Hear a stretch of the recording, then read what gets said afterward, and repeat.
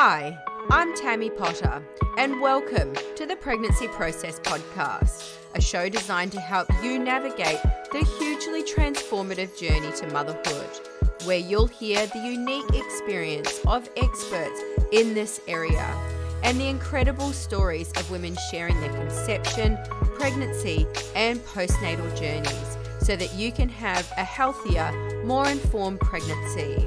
In today's episode, I talk to Dr Ilena Hatton. Ilena holds a PhD in both clinical psychology and philosophy, with over 15 years' experience working as a clinical psychologist.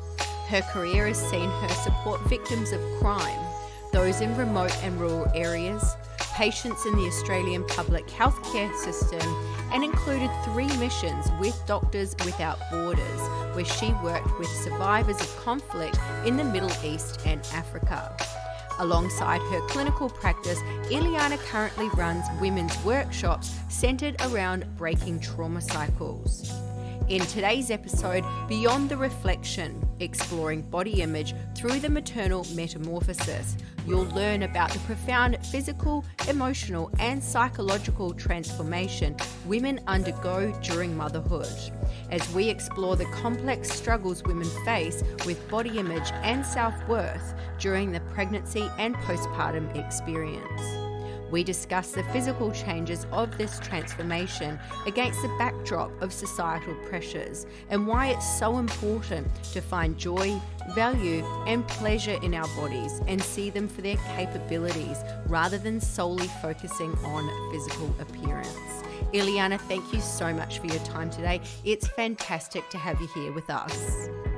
Very excited. I know. I'm so excited about this conversation as well. And I think you've got such an amazing personal journey. And if it's okay with you, I'd like to start there because as a former championship level breakdancer, your body was your tool. It was a tool of self-expression. And as a breakdancer, you would have obviously been extremely agile, you would have been fit, you would have been strong. So can we talk about your own personal journey when it comes to body image and becoming a mother and the journey that you had in your own body during pregnancy and postnatal? Yes, of course. It's such a big topic. When I was preparing and getting my head in that space, I was like, this is so big, the body and body image. So yeah, I love to start with something easier to relate to and personal. I think I have always loved sport. Before breakdancing, I was into judo, kickboxing, something about I really liked the strong kind of one-on-one things are a little bit fighting. Breakdancing also has that element of fighting, so we might talk about we might get to emotions as well, because I think there might have been a bit of expression of anger within the process of wanting to let that out. But yeah, what else? Judo, gymnastics, and I feel like it was my lifestyle. In a way, I got really into breakdancing a bit later, my 20s, not what you'd expect, but I started doing capoeira, and I loved the feeling that I got because it allowed me, I had a little bit of a unique, I think less common thing that happens for women, maybe more now there is a focus on that because we're getting into the fit body ideal. But when I was growing up, upper body strength was not as common, that girls were encouraged to develop that. And I had a bit of a strength that was where I was stronger.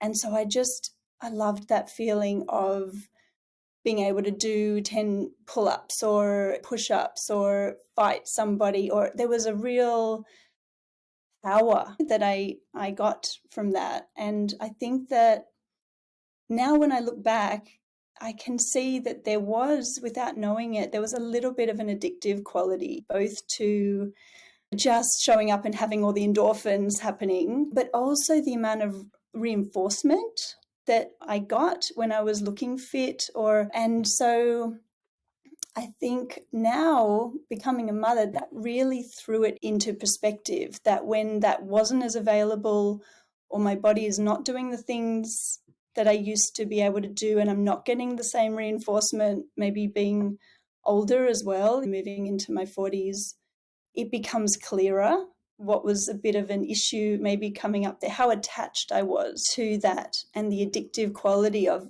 like any addiction, if you don't keep doing it, you have a withdrawal process. And you can relate to that. 100%, yeah. Nodding.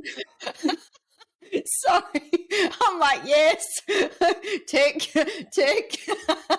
Totally right. Like, we don't think of it, but actually their addiction, it is real. It's more socially approved because going to the gym is like this great thing and it's a social thing, but actually it's another addiction. And when we don't do it, we get all those same withdrawal. We're not getting the dopamine hit, we're not getting endorphins, we're not getting maybe the feeling, we're getting irritable. This is what I noticed anyway. When I can't run. About 4 days, depending if I'm on holiday. If I'm on holiday and I'm knackered from my work and stuff like that, then I can just do nothing. But if it's a normal week to week type scenario, I can go about maybe 4 days before I'm like, oh, I need to train. What's going on? Yeah. It's not as bad as heroin, but like we're still, and I still laugh because my husband brought up to me, even the other day, he will go back to it all the time. He's like, on our honeymoon, you got so mad because I wouldn't come to the gym with you. And I'm like, wow, we were on an island in Fiji, supposed to be having this relaxing time. And I wanted to go to the gym. That's what I wanted. There's a gym in the resort. I'm like, I have to go, come. And it really dawned on me, and with some feedback from people, yeah, I was pretty addicted. So now coming to having some kids, and I can't get there as often. I do notice I get irritable. And also there is like a lot of body fear maybe, or shame coming up when my body's not doing what I want it to do, or it's not as strong. I had an ab separation after the first baby, and you were the amazing person that helped me get that in more preparation for the second one. But the bulging that was happening through my abs, and not having that strength anymore, not having a six-pack anymore, not being able to do breakdancing anymore because that would put pressure through the center of my midline. I really had to start dealing with, what am I going to do with that now? How do I adapt and have a good relationship still with my body and be healthy and get those needs met? Can I ask how you started doing that? Yes, and I'm so glad you said starting, because I really don't feel like I'm doing it completely, but I think it's a process. I was at a dance. I do 5 rhythms now as a kind of, I don't know if anyone knows that, but it's like a conscious dance, I guess, like a dance therapy. And I had this beautiful, intimate dance with a woman who is an ex-bodybuilder, and she's a friend of mine. And something about, she was holding me, because part of the dance you can come into contact with other people, and she was holding me for a long time and kind of dancing together. And at the end we had this conversation, and what she said just really hit home, which was, it is like a letting go. It's a letting go of that attachment that we have, and not placing so much importance. Yeah, it makes me emotional even when I think of it, because it was just so touching from her as a older woman moving into a later stage and away from that journey she went through with her own body. And I feel like I'm trying to find pleasure in my body that doesn't come from the pushing it or exercise fitness related. Also seeing how, like, my daughter was lying on my knees the other day, and I was looking down at my legs, and I was like, oh, could do a bit of work, a bit of toning there. And then I realized I'm missing out on this other element of what my body can provide that is not based on how it looks. But it's a journey. It's a cracking open of that different level of compassion or vulnerability, I guess. And yeah, it's a process. Can I ask how you, from a body image perspective, how you went through your pregnancy? Because obviously you've got the postnatal side of things, and then you've got the whole pregnancy side of things. So how did you manage that, finding your body constantly changing and feeling it changing and not being able to do the things that you enjoyed doing? During pregnancy, there is an element that I think of psychosocial messaging that happens that can be in a positive way. Like women that are pregnant are often given maybe a little bit more leeway, a little bit more. There's the fact that there's so much laden upon that of, wow, you're carrying another being, let me do this for you, let me do that. I feel like I got a lot of the positive aspects of pregnancy. I really wanted to be pregnant, so I guess that made a difference. And I didn't get a whole lot of the negative apart from the ab separation because my body came back to what it was before. So for me, the pregnancy journey wasn't the hardest bit. It was the postnatal recovery. Yeah, why can't I get back now? Like that was 9 months, that's okay, but now I want back and I can't get back. But pregnancy itself, I just enjoyed it for how long it lasted, and it didn't have the same triggering factor for me. But I can imagine there's other things that definitely come up, things friends have told me, weight gain or change in the breast. Yeah, that would be, again, pressing into those places of, are we attached? We're attached again. And this is like the Buddhist principle of whenever we're attached to something, there's suffering. But I can't personally talk about anything there that happened for me. Thank you so much for sharing your journey anyway. I do really appreciate that.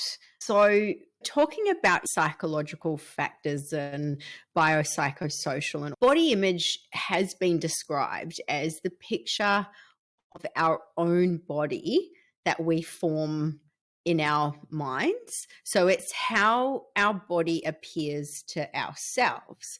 And we know that our body image can get a little bit skewed in our own mind, especially because it is such a psychological phenomenon, and it is so affected by social factors, and then it ties back into our own sense of self-worth, or the feeling that women are only acceptable when we fit a certain model of life, what we should look like. And I'll be careful not to go on a rant here, because the fashion industry has actually changed how women look. But that's a whole story for another time. So I'll get to my question. I'm sorry. Can we talk about how, for so many women, body image is tied in to our sense of self-worth? Yeah, and you're right. Like, it's, again, the bigness of what that is. There's so many places we could go in it.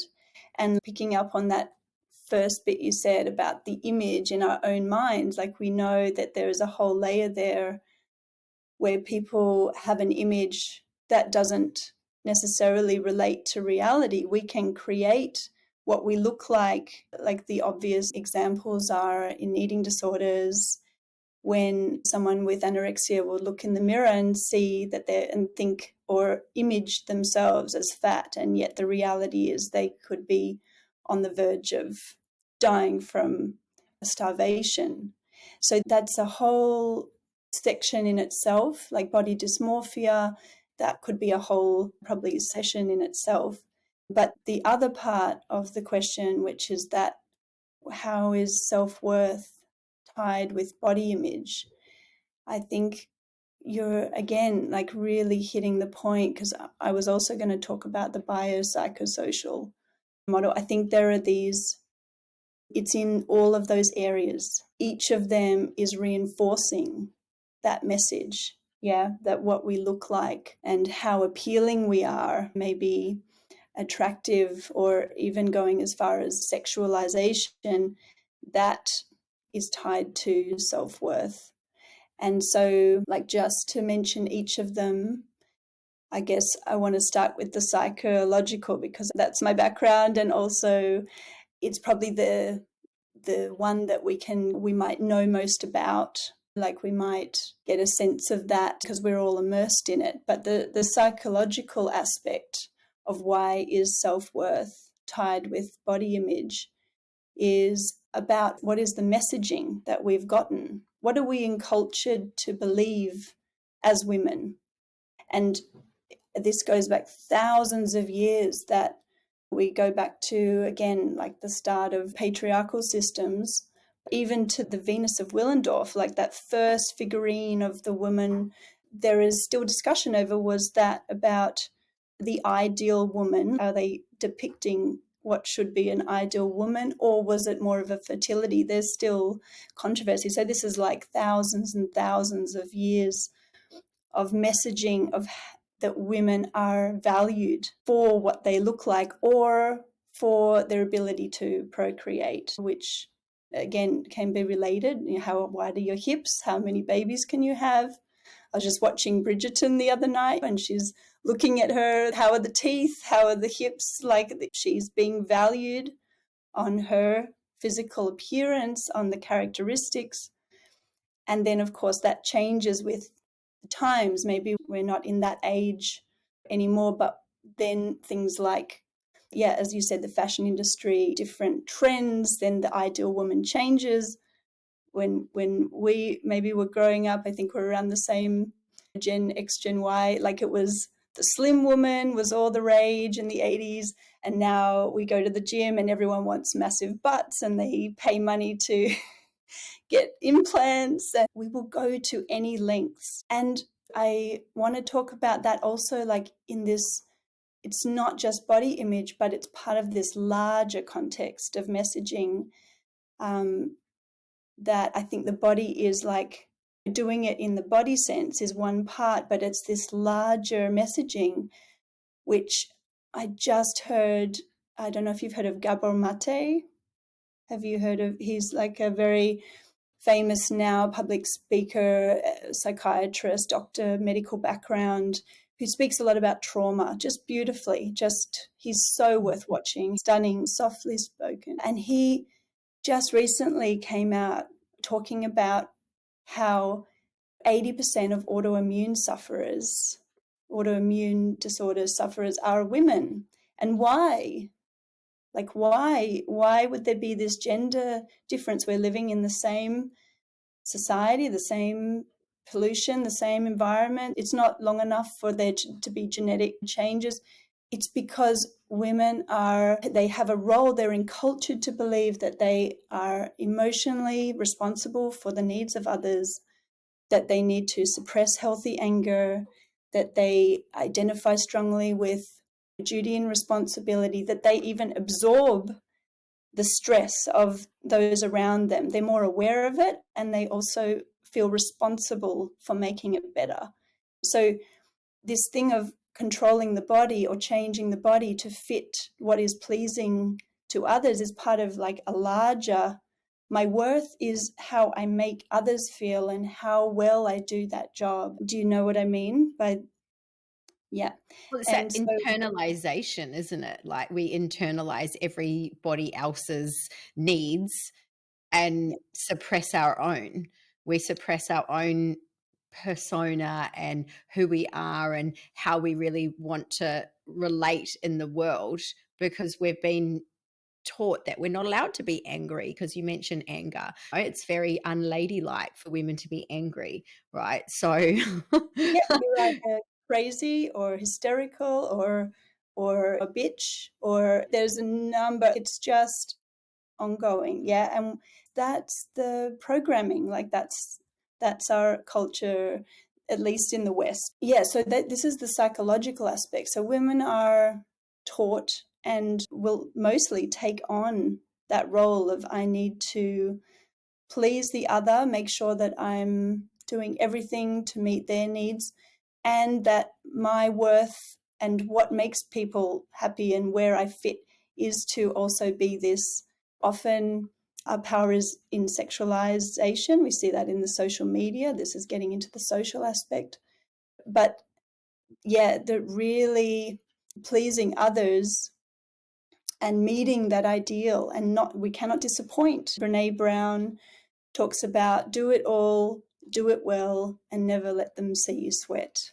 So it's like we must meet that expectation at all costs. Yeah.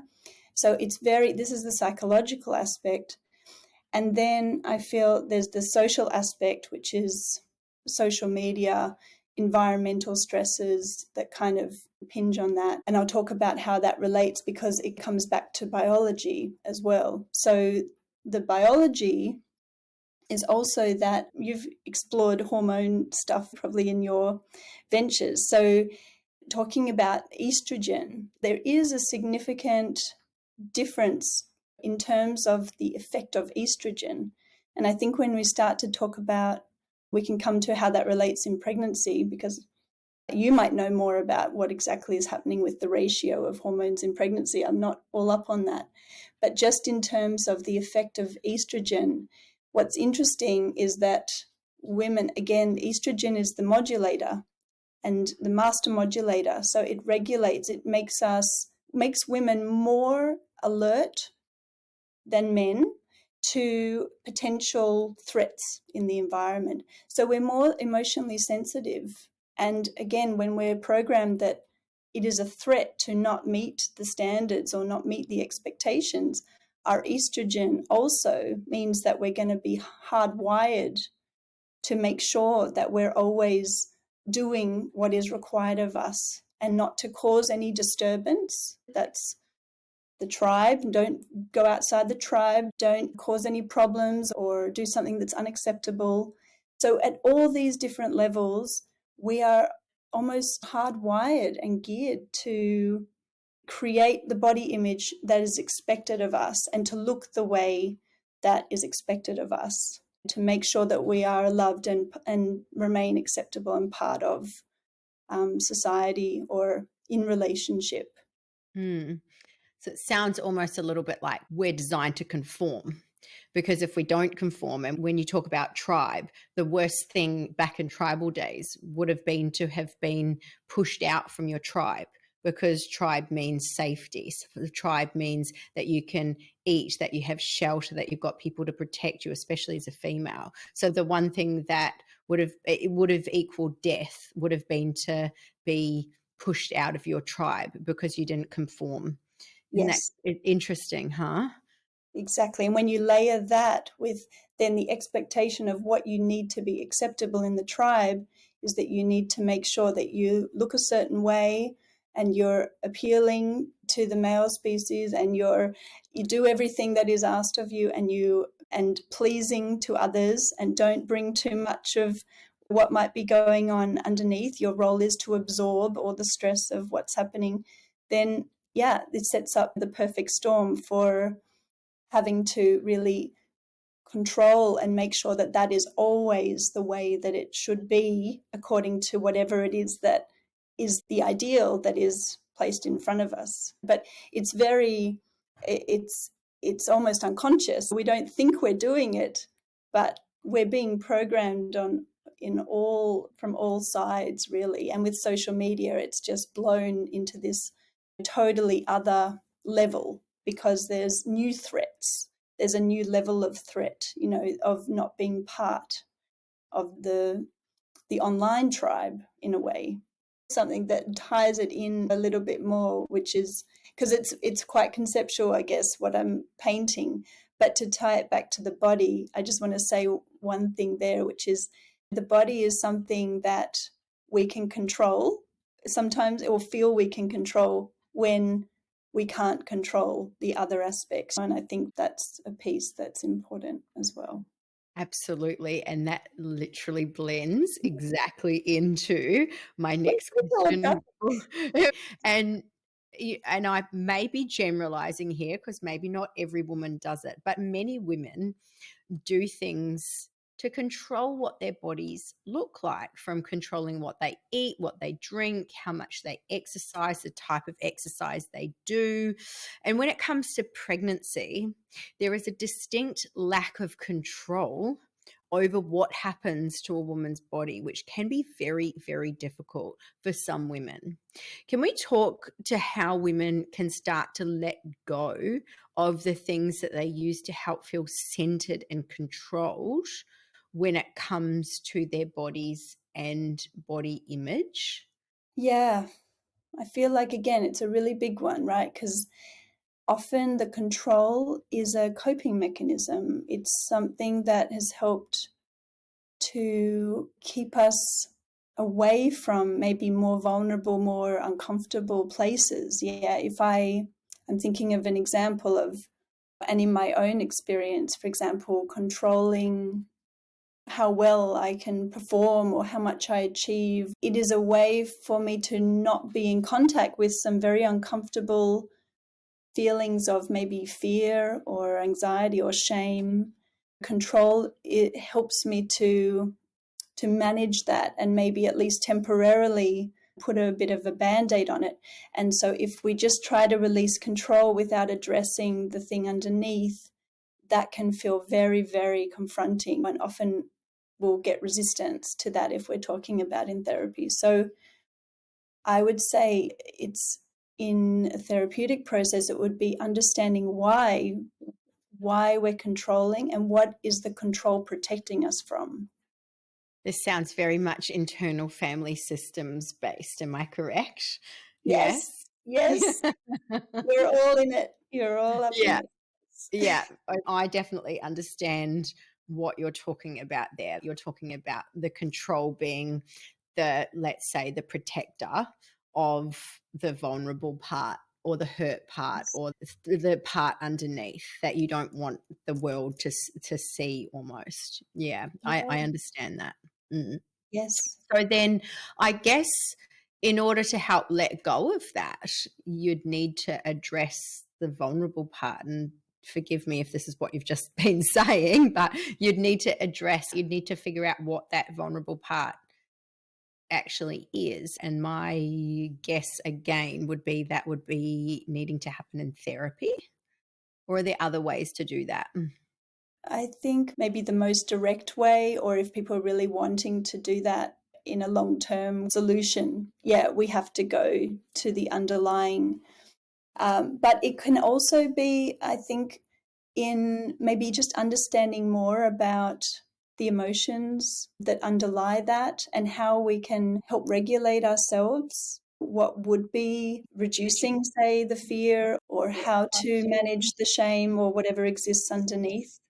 I think even understanding and seeing that makes a difference. Even understanding we're using that as a coping mechanism can really be step back or away from it and having more ability to choose something else. So when it comes to, and I'm just sticking in the pregnancy realm here, being the pregnancy process, but, when it comes to weight gain, a lot of people definitely struggle with weight gain and how it feels in their body. And weight gain during pregnancy really is like the Goldilocks effect, right? Too much isn't a good thing, not enough isn't good. It either needs to be just right.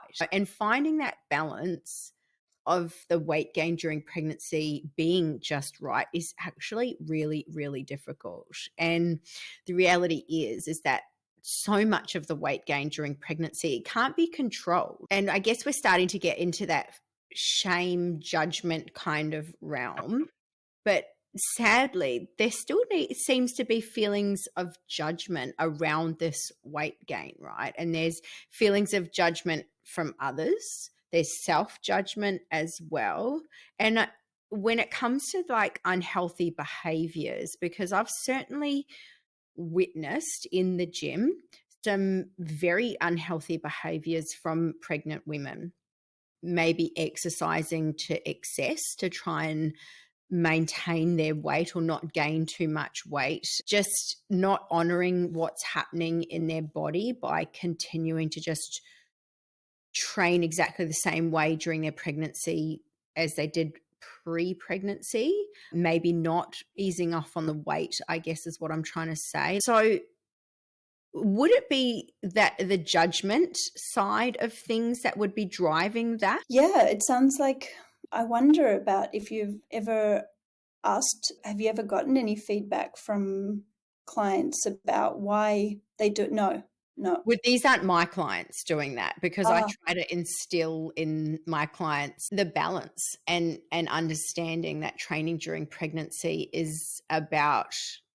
yeah, prehab. Basically, they're doing their prehab for the birth, they're doing prehab for their postnatal period, they're preparing their body, and they're trying to keep their body strong and stable and withstand the physical effects of pregnancy on their body, to enable them to then return to what they're doing as soon as possible post birth. And it's not about trying to fit your body and conform your body and stop yourself from gaining so much weight and doing all that type of thing during pregnancy. Just being mindful of moving correctly, making sure that you're watching your nutrition, doing all those types of things. That's, do I say good enough? But that's what you should be aiming for, as opposed to what I'm talking about is seeing pregnant women smashing themselves out on the treadmill, pregnant women smashing themselves under heavy weights for long periods of time, that not honoring what's happening in their body, in toning it down a little bit, going to that 70%, just 70, 80%, rather than still going at that 100% that they were doing pre-pregnancy, still hitting the same numbers pre-pregnancy.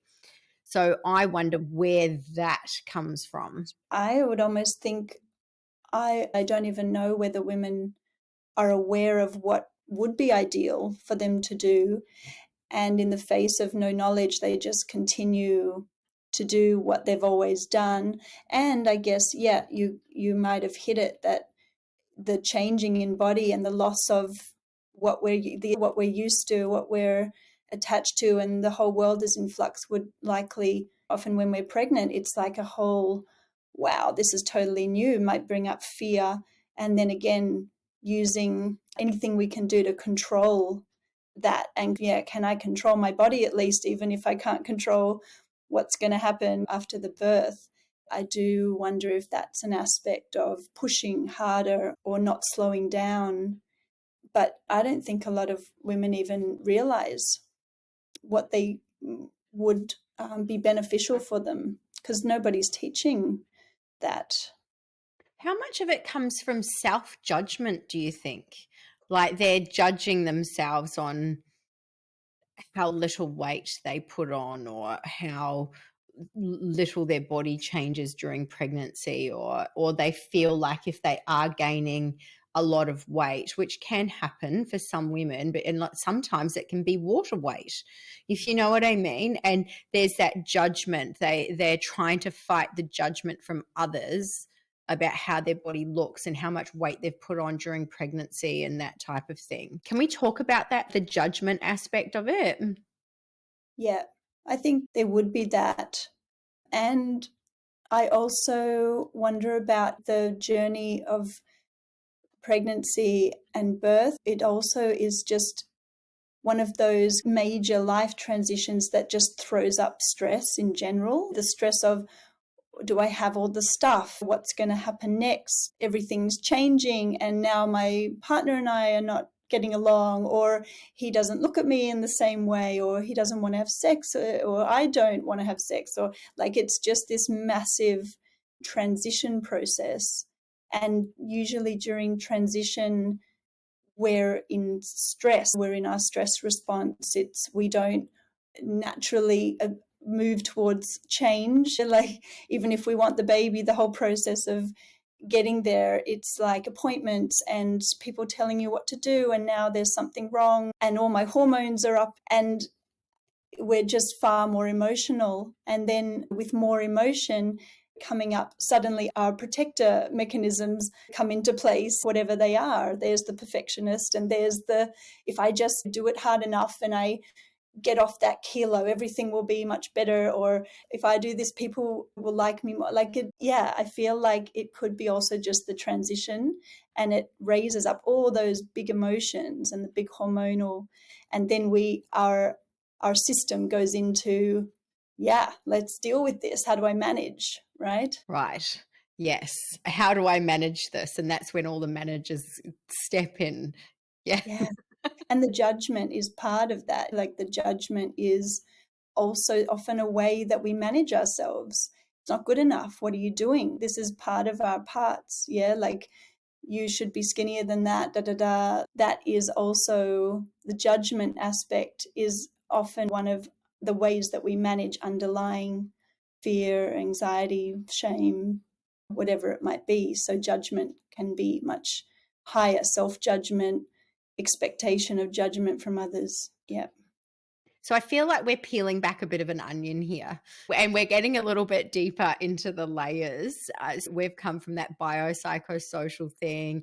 We're coming down. We're talking a little bit about reinforcement, coping mechanisms with control. Underneath that, there may be some judgment. And then underlying all of those emotions, we've got fear, anxiety, shame. So can we talk a little bit to these emotions of fear, anxiety, and shame and how they can impact our body image, especially during pregnancy? Sure. And I guess that there's like 3 different emotions there. So you feel free to pick whichever, and they're all going to have their own unique answer. So you can answer all 3 if you like, or you can pick one and go deep on one. So that's totally up to you. Well, I think I can collapse it a little bit to make it simpler, because I would say anxiety is under the umbrella of fear. So it's like the fear response is like the umbrella term, and then anxiety is maybe one aspect of that. It could be also panic, terror, but they're all kind of under this more general umbrella. So it's like fear and shame. And I'm sure there may be we're talking about the kind of primary emotions. Think of sadness, joy, the universal emotions that are seen across all cultures, all countries. These are the ones that stand out. So anger, fear, shame, joy, and disgust are the primary 5. And then there's some guilt and a couple of others, envy. But these are the more universal kind of ones that we see. We know that everywhere, everybody's experiencing, and they also are experienced like with the same facial expression and body responses.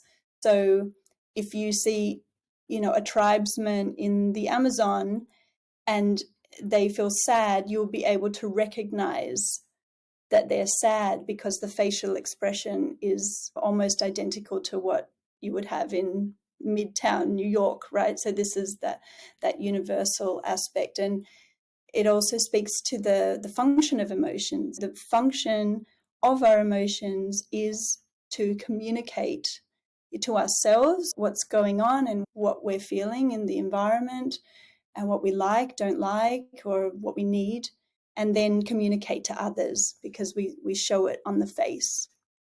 So the fear is all about survival. So it's when there is a threat, fear is there to protect us and keep us safe. So that's why we go into fight flight. We mobilize and to run away, to fight.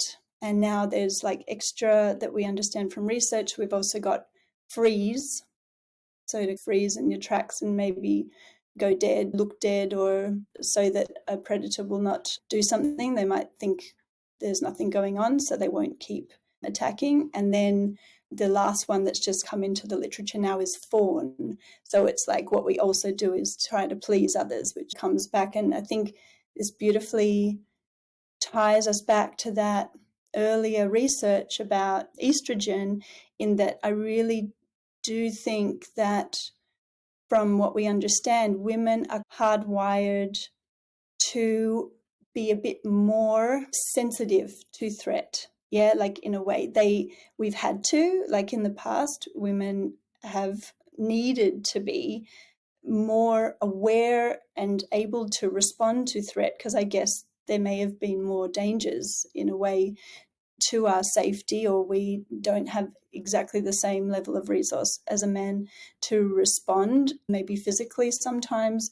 but also because of the bonding, because of the maternal aspect, that we need to keep the children safe. We need to, and that occurs not just from physical threats, but also within the tribe to make sure we're acceptable. So estrogen plays an important role, and there's some really, it might come up, but there's some really amazing research I've just been listening to about how that shifts in girls, where estrogen in their early development plays a buffering role to stress. So they'll have less problem in early life, first 0 to 6 years. But actually at 12, when estrogen starts to go up, it creates more vulnerability in girls. And there's now a huge amount of research about the neuroscience of female brains. It's only in the last 5 years, because until then we didn't even have research on female brains. Everything was modeled on the male form, the male brain, which is interesting in itself and speaks to the biopsychosocial model of where women fit into the scheme of things. But the point that I was trying to make is that what they're noticing now is that there's such a massive increase in anxiety, depression in women, and especially after the age of 1995. Anyone born after 1995, there has been a massive spike in vulnerability and diagnosis of anxiety and depression. So 1 in 4 women and 1 in 10 men, like for depression, and then it's about twice as many women having anxiety disorders as men. So this is supporting, again, the research. So we're already a bit more vulnerable with that estrogen aspect. But in terms of understanding the emotion, it's fear is there to protect us, to ensure our survival. And then shame is there, it's like the social emotion. It's the thing that keeps us in the tribe. It's the thing that makes sure that we're not stepping outside what is acceptable, and making sure that we do whatever's needed to be able to come back and be part of the tribe. So that's a kind of general overview. I don't know if I totally met the totality of the question. Can you remind me? Where were we going? We're talking about the underlying emotions driving the behavior of like judgment and self-judgment. And I was asking about how that relates back to your body image and the sense of self-worth, and how we're getting to these feelings of shame in terms of self-worth and judgment and that type of thing. So if we think of just that higher aspect, if there is just generally more tendency, more vulnerability to high emotions in women because of biology and the social context, then we will go into our coping mechanisms more often. When we're activated, when emotion is high, then we're going to be starting to do something to try to manage that. And if we don't have any skills to help us regulate, we'll go to whatever the default is, which might be around, more judgment, do more. We're trying to quell the fear.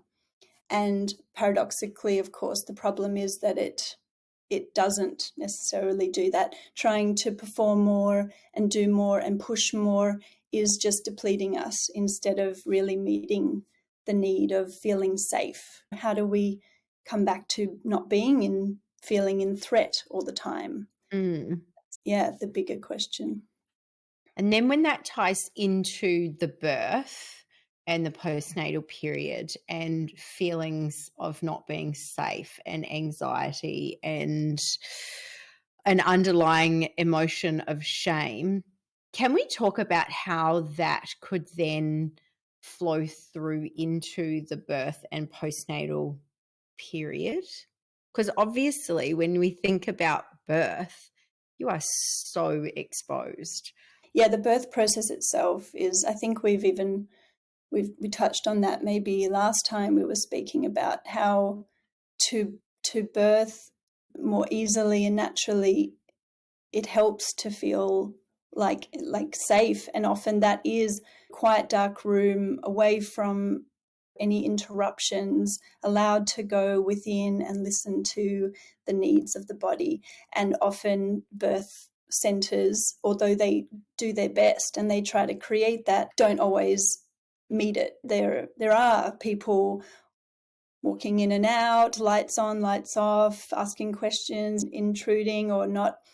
Obviously, some more aware of that than others. But I think we're still quite far away from the ideal context for birthing. There's a beautiful movie on that called Birth Matters, which is all about kind of home birthing and the breakdown of the system in hospitals around birthing. But yeah, we still have yet to get right how to really help mothers individually feel safe in that process. And what will make one person safe may not make another person feel safe, but having to be individualized and listening, and even the woman herself to be able to know what it is that makes her feel safe, that sometimes can be not that available as well if we haven't explored that and we haven't spent time listening to what it is that helps us go there. Bring it back to body image, self-worth, and the feelings of shame.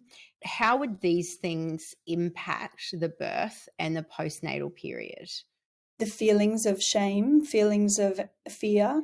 Because we've gone high level here, like body image, and I feel like we've ground down deeper and deeper. I want to try and tie back that feeling of shame with the body image. That's that high level up here, and then into the birthing process and the postnatal process, because like your postnatal process was where you felt a lot of that. You had a beautiful pregnancy, but then in the postnatal area, that's when you felt a little bit more uncomfortable in your body. And when it comes back to shame and birth and body image, there's got to be something tied in with all of that there, and even into the postnatal period as well. I feel like the place that my mind is going is that body image is maybe one aspect of our sense of self-worth and also our way of coping. I feel like it has those two aspects of how do I relate to myself and how I look and how I feel in my body, and where do I place importance within that? So like what gives me self-worth within that? And then also sometimes, especially in the exercise as a kind of coping strategy, or how exercise can sometimes become a way that we're regulating ourselves. I guess if we think about going into the pregnancy journey, if our self-worth is only bound up or primarily bound up in the way we look and being a certain ideal kind of shape and meeting that expectation, we're probably going to struggle, even if not immediately, but at some point we're going to struggle anyway, because we're all going to age and die, and our body's going to change, even if it's not directly after pregnancy. So it's like, if that self-worth is only coming or mainly coming from that, then we're going to fall off that precipice at some point or another. I know that we're talking about pregnancy mostly, but just to draw in another example is like the social media stuff of so much of self-worth or power or value is pinned on what we're looking like, or these images of what we should look like. The more that happens, there is only going to create suffering at some point, because we're not drawing our value from anywhere except that. And what happens when that doesn't exist anymore? And so, like, to keep it on the pregnancy and birth thing, I guess going into motherhood, then if we're operating with being activated, of feeling not good enough, of feeling like we're not hitting those same standards, of suddenly not being able to take an hour or two to apply makeup or go to the gym, or then we're going to have to adapt and find a different way of valuing ourselves that doesn't rely on looking a certain way or having a particular physique or meeting particular standards. Mm. And it talks to the journey of what we then teach our children as well through how we're presenting that model to them. Because if we are looking at a situation where 1 in 4 girls is already anxious and depressed by the time they're 17, and we're in a social media haze and it's only probably getting more and more extreme, then and the images that are on there, and the addiction that is created by social media, by the dopamine hit that we're getting, it's like, again, where is this going to end up? What is going to happen to that generation that is brought up looking at that all the time and taught to expect that, not just in the culture, but over and over and over, like from this algorithm that's been sent to them? It's an interesting question. Where does that, go? Yeah, and there's definitely whole layers of pregnancy and motherhood and social media and how it's portrayed and what it's portrayed to be like, and then the reality is that it's so not like that at all. But in terms of what we've just been talking about, do you have any suggestions for women to help manage that process? Yes, definitely. There is a lot we can do, even though we can't change the larger context of what's happening there.